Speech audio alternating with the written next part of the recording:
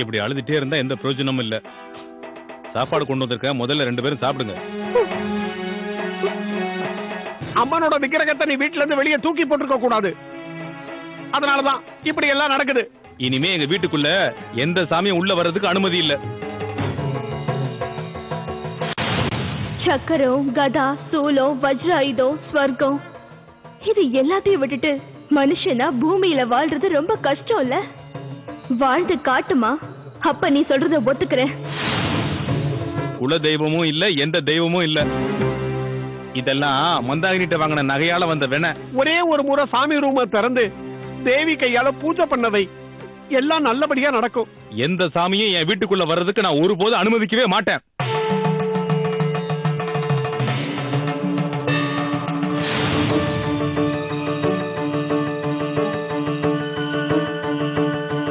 நாகராஜோட நான் சிட்டிக்கு போக போறேன்டா.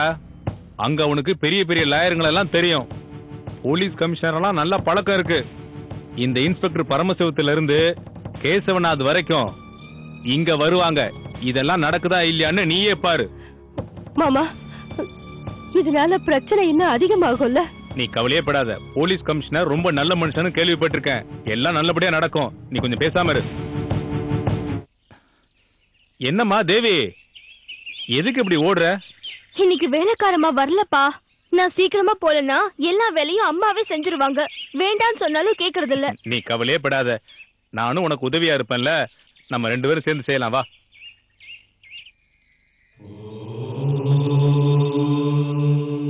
வேலைக்காரமா வரமாட்டாங்கன்னு சொன்ன. அப்ப கண்ணு தெரியாத உங்க அம்மா தான் இதெல்லாம் செஞ்சிருப்பாங்களா? என்னமோ. அப்ப கோலத்தை மிதிக்காதீங்க. சும்மா இருக்கிறியா? இதெல்லாம் தேவையில்லாத செலவு. வா.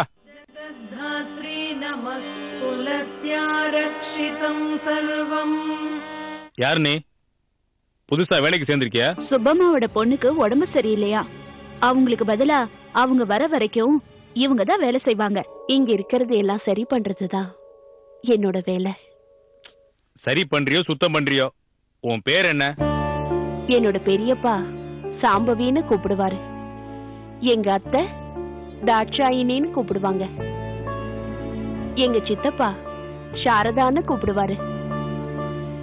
என் சின்ன வயசுல நான் ரொம்ப குறும்பு பண்ணுவேனா, அதனால தாத்தா என்ன துர்கான்னு கூப்பிடுவாரு.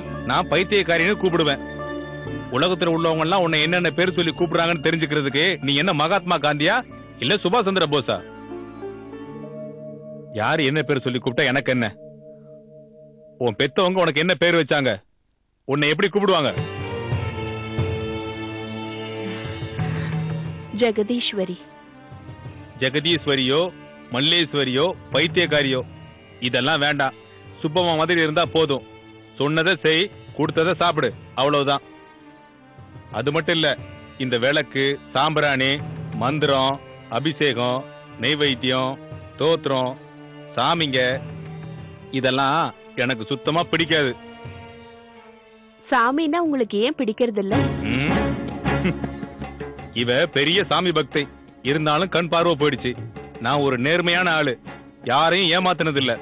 அம்மனோட நெக்லஸை திருடுனான்னு சொல்லி திருட்டு பட்டம் கட்டி என்ன ஜெயில போட்டாங்க. என் தம்பி வாசு ஒன்னும் தெரியாதவன். சில பேர் செஞ்ச சூழ்ச்சியால இன்னைக்கு ஜெயில உட்காந்து கம்பி எண்ணிக்கிட்டு இருக்கான். சாமியா அம்மனா?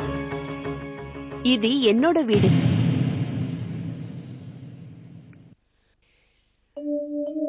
வேலை போட்டு கொடுத்திருக்கீங்க, பசிய போக்குறீங்க, சம்பளமும் கொடுக்கறீங்க. அதனாலதான் என்னோட வீடுன்னு சொன்னேன். சாப்பாடு கொடுக்கற வீடு கோவில் மாதிரி. நீ முதல்ல கிளம்பு. என்கிட்டயே அளவுக்கு அதிகமா பேசுற. இத பாரு, வீடு ஒழுகுது, குடத்தை வைங்க, இத பத்தி எல்லாம் என்கிட்ட பேசாத. வீட்டுக்கு நல்லது நடக்கணுங்கிறதுக்காக தான் பூஜை புனஸ்காரம் எல்லாம். அதுக்கு நான் சம்பாதிச்சாதான் வீடு நல்லா இருக்கும். இந்த புகையும் பூஜையும் ஒண்ணும் பண்ணாது. பைத்தியக்காரி மாதிரி பேசாத. உனக்கும் நல்லது நடக்கணும்னா என்னோட பேரை உச்சரிக்கணும். ஓம் சதாசிவாய நமக. சரி, நாளையில இருந்து சிவஸ்தோத்திரத்தை உச்சரிக்கிறேன். உங்க பேரு சதாசிவம் தானே? அப்படியே ஓங்கி அரைஞ்சன்னா பொம்பளன் கூட பார்க்க மாட்டேன். அப்பா, ஏன் இப்படி எல்லாம் நடந்துக்கிறீங்க? அப்புறம் என்னடி வாய்க்கு வந்த மாதிரி எல்லாம் பேசுறா? சரியான பைத்தியமா இருக்கும் போல தெரியுது. பார்வதி, இவ நமக்கு சரிப்பட்டு வரமாட்டா. வேற வேலைக்காரிய பாரு. ஏங்க சுபமாக்கும் நம்மள விட்டா வேற யார் இருக்காங்க சொல்லுங்க? இந்த அம்மாவை திருப்பி அனுப்பிட்டா அவங்க கஷ்டப்பட மாட்டாங்களா? ரொம்ப வருத்தப்படுவாங்க.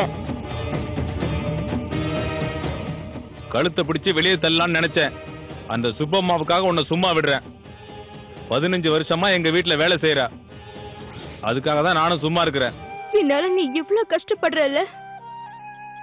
நான் அன்னைக்கே உன்கிட்ட சொன்னேன்ல, நிமிஷத்துக்கு நிமிஷம் மாறுற குணம் உள்ள மனிதனை படைக்கிறது ரொம்ப கஷ்டம்னு. அதே இல்லம்மா, நான் இன்னும் சின்ன பொண்ணுதான். வேண்டுதலை நிறைவேற்ற முடியலங்கிற கோபத்தால நீயும் ஒரு மனுஷியா இருந்து பாருன்னு சொன்ன. அதுக்காக நீ எங்க வீட்டுக்கு வேலைக்காரியா வரணுமா? எங்களை பாவம் சூழ்ந்துக்காதாமா? நான் சாப்பிட்ட எச்ச பிளேட்ட நீ விளக்கணுமா? நான் செய்யற இந்த தப்புக்கு நிச்சயமா அடுத்த ஜென்மத்துல நிறைய அனுபவிக்க போறேன். கர்மண்யே வாதிகாரஸ்தே மா பலேஷு கதாச்சனா. நீ செய்ய வேண்டிய கடமையை செஞ்சுக்கிட்டே இரு தேவி. விதி பலனை கடவுள்கிட்ட விட்டுடு. ஒழுகுற இந்த வீடுதான் உங்க அப்பா மாறுறதுக்கான அறிகுறி. இங்க ஒரு குடத்தை கொண்டு வந்து வை. அந்த குடம் நிறையிற அன்னைக்கு உங்க அப்பா ஒரு புது மனுஷனா மாறுவாரு. அன்னைக்குதான் நான் இந்த வீட்டை விட்டு வெளியேறுவேன். அப்படின்னா என்ன விட்டுட்டு போயிடுவியாமா? தேவி, நீ பக்தியா இருக்கிற வரைக்கும் நான் உன் கூட தாமா இருப்பேன்.